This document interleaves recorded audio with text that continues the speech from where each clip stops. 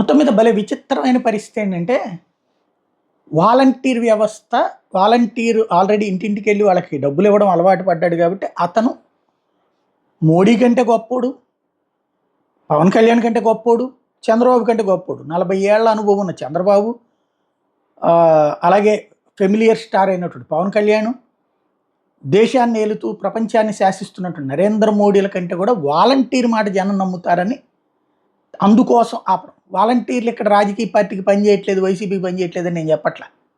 కానీ అలా పనిచేస్తే వాళ్ళ మాటినేస్తారు అనేటువంటి ఒక కాన్సెప్ట్. అది వీళ్ళకంటే అతను ఎక్కువ అన్నటువంటి.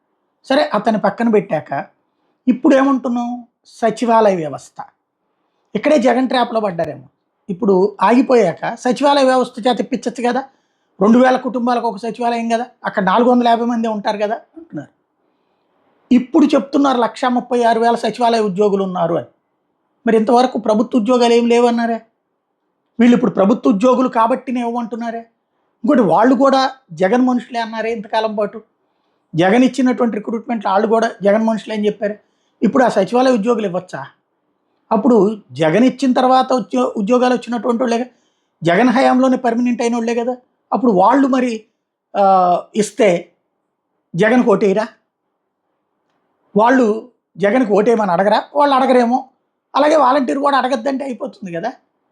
వీళ్ళు కూడా రేపు పొద్దున అడగచ్చు కదా కావాలనుకుంటే.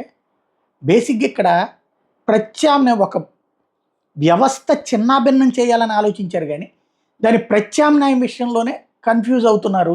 అక్కడే అసలు సమస్య ఏర్పడుతుంది.